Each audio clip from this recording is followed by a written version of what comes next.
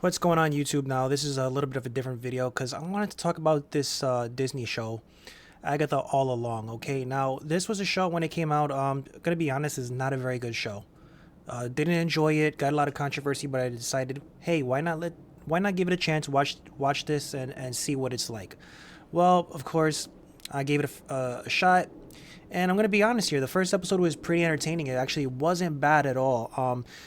The first episode starts off in Westview right after WandaVision. Now, the thing is, you have to watch WandaVision to know what's going on with this. Otherwise, it does not work by itself. It just does not work as a standalone show.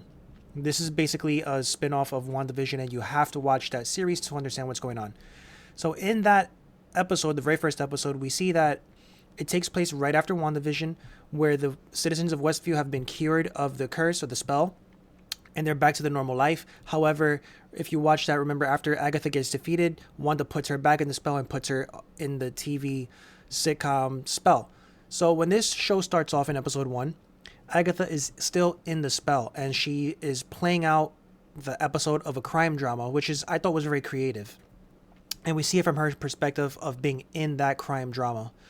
So because she's in that crime drama, she's in a TV show where, as a detective, like a true crime CSI type of thing. A no nonsense, tough guy, female lead cop or detective. And we see our main character come in here, who is labeled as Teen. Now, he's introduced here very subtly. They don't reveal who he is, but we kind of, if you pay attention to what's going on, you'll figure out who he is. And he's some kind of witch, which they refer to as Teen. And every time he speaks his name, they censor it so you can't see his name, or you won't hear his name. Well, I actually enjoyed that episode, but then it goes downhill from there because after that, every other episode is just silly. They go on a journey on the road, which is the Witch's Road. It is the yellow brick road from The Wizard of Oz, and at the end of the road, a witch will get what she wants at the end of the road if they survive. But in order to go on the road, you need to have a coven. So basically, the premise of the beginning of the show is Agatha gathers herself a coven. They go on the road, and we don't know what Agatha wants from the road yet. Then we meet Aubrey Plaza, who plays Rio Vidal, which she's a secret character also, and they'll reveal her. And the things I don't like about the show is I love Aubrey Plaza. I think she's very beautiful in the show, and she's very beautiful. The show doesn't need her. As far as I've seen so far, she's very weird. And I don't like her style of acting in this particular show. It's a little too goofy, and this show doesn't really set a proper tone. It's not consistent. She plays her like pretty much her Parks and Rec type character. Very monotone, but very sarcastic. You know how Aubrey Plaza is. So yeah, that's her thing. She does her thing. It just doesn't work for this show. It's kind of weird. Anyway, we don't know too much about her, who she really is yet. They start to reveal it little by little. And a lot of the episodes I had to skip through because it's just unbearable. It's very boring. They drag the episodes out too much, and it feels weird. It's like they're locked into those escape houses. Every stop on the road, they get locked into a house where they have to solve puzzles and riddles to get out. And if you don't solve the riddles properly, you die. So we do see some character deaths. They're not very shocking. One of them is actually pretty sad. It is shocking and it is pretty upsetting. But then we continue on with the show. Now, it doesn't get interesting until we get to this episode here, at episode 6. Now the show is actually getting good, and that's why I wanted to talk about this today, because for the first time, it's actually getting very interesting. And I don't know if it's going to get better or worse, and I kind of wish it started off a little bit stronger, because in this episode, we start to see... We learn who this teen is, and I'm going to spoil it right here, so if you don't want to hear the spoilers, you can go ahead and click off this video and come back to it once you've seen the episode. In case you haven't noticed or heard about it by now, this teen is Billy Maximoff. And what I like about this episode is they explain who Billy Maximoff is. Now, what I don't like in the beginning is it's very slow, and again, it's not a great show, so I did skip a lot of it. But the beginning of the episode, you see who this person is, and they explain how he comes to life. Because if you watched WandaVision, you remember that Billy wasn't real, he was a manifestation. So how does he exist outside of the anomaly, outside of the Wanda's spell? They explain that here. And again, I'm gonna spoil all of it here, so if you don't want to hear it, then you can just skip out. Basically, we see this young Jewish boy who's going through bar mitzvah, right? A bar mitzvah. And basically, his parents, at the end of the bar mitzvah, right here, they're driving and they crash the car, and unfortunately, the young boy dies. It's pretty sad. It's pretty tragic. And then we see as the spell goes away, the spirit of Billy actually goes into the dead body of this boy and brings him back to life. Now, the sad part of this story is, and where it actually gets good, is this young boy's life is taken away from him. His body is possessed by Billy Maximoff, and his parents go through a trauma because their son has been killed, and who they get back in return is not their son, and they don't know that. They actually never realized that. Now, I don't know what's going to happen in the future with this, if they're ever going to get back to the parents, but it is very tragic. Their son, clearly, what they believe is he has amnesia. They don't know what's going on with him. It's very sad. So now the show is actually getting very, very interesting.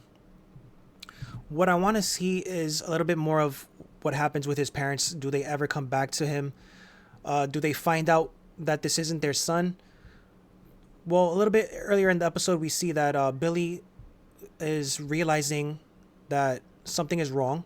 He doesn't recognize himself. He's in a body that he's never seen before. And he also realizes that he has powers. He can read minds. He can hear telepathic thoughts. One other interesting thing about this series is, we'll skip ahead here and you can see it. So he's learning who he is. He goes into the room and he's trying to figure out who this previous kid's life was. He understands that he's not the boy that died. And he's going along with it. He knows he's Billy Maximoff. What he's trying to find out is, this is another area I just had to skip it because there's a lot of gay stuff and I just wasn't interested. No offense to anybody, I just wasn't interested in the gay stuff. But he's curious to find out what happened to him and where's his brother. So they meet up, they go digging online, and they meet up with none other than Mr., in case you remember him, it's Mr. Ralph Boner, who was a resident of Westview, if you remember. He was under the spell as well as Wanda's brother. He gives him information. He remembers what happened in the anomaly. He gives him the information that he needs. He tells him about Wanda, what happened with Westview, and he tells him about the two kids, Billy and Tommy. So that's when he realizes, oh, my brother. I have to find out where my brother is or where he's gone. If I'm alive, my brother has to be somewhere out there. This is where I'm really starting to enjoy the show because now we're getting to the thick of it. We're getting into some real actual story elements here. We're not messing around with Wanda anymore or Agatha anymore. We don't even know why she's on the road. We're starting to see why the quest is really happening, what is really going on. This show is not about Agatha. It's about Billy Maximoff finding his brother Tommy. That's what the show should have been about the whole time. It would have been a lot more interesting and watchable if we knew what the show was about in the beginning. But instead, we dicked around with a whole bunch of silly episodes, and it takes 6 weeks to get to this point. It's just kind of really, really bad. So finally, we get to know what's going on, and the story is getting really good. Now, another thing I like about this episode that I really, really, really enjoyed is that we see Billy. He's looking up information on Agatha Harkness, and he goes to find this woman because he knows what happened with Westview. He knows that his mom was the enemy. So now we go back to episode 1. Again, this the gay stuff I had to skip because I'm really not interested. But now we get to see episode 1 from another perspective. Now we're not in the true crime drama anymore. We're seeing it from Wiccan's perspective. And we get to see that Agatha looks like a mentally ill, crazy person when she's not in her head. We don't see it from the true detective crime scene anymore. We see it from this crazy lady thinks she's in a spell. She thinks she's a cop in a true crime drama. So he's sitting here interacting with her again, and here's the scene right here. They're not in the interrogation room. They're in her living room. The whole time in the first episode, we saw them in the interrogation room. That is not the case. All of this was happening in Agatha's head. That picture was the window, the glass window, the see-through window. And none of it was real.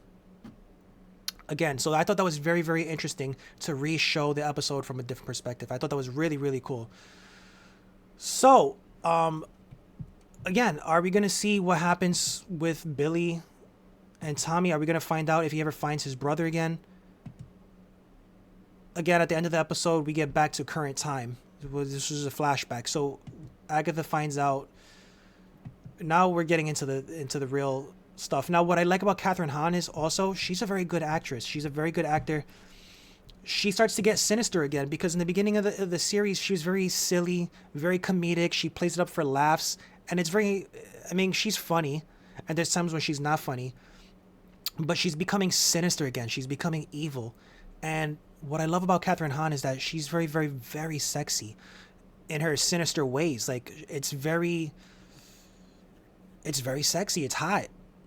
She's very wicked, and it kind of turns you on a little bit. I mean, if you're a guy, but she's a really, really, really good actress, and I really like it. I'm glad that she's finally in this episode becoming a little bit more wicked herself again. It makes it more interesting in the episode. So the story is actually going along. So Billy does have powers. We get the reveal. I'm Billy Maximoff.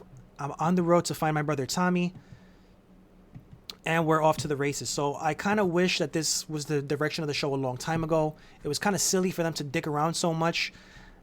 Is the show going to get better from here on? I hope. I'm going to continue watching. I'm glad I didn't give up because we're getting somewhere. But I had to skip through a lot of nonsense. So we'll see. I mean, should you jump on now knowing this is that it does get better? Should you go through all of it? You can watch reviews online. I wouldn't recommend it, but now we're getting somewhere, so I really want to see where this goes. Now I'm kind of interested. I want to see Speed. I want to see Wiccan and Speed. I don't care for the gay element. It doesn't really matter. I just skip through it. I want to know if he finds his brother. Is he going to find his brother? Who knows? Well, I just wanted to get that out there. So thanks for watching. Like and subscribe. We'll catch you on the next one. Let's see where this story goes. We'll see if it gets better. All right. Peace out.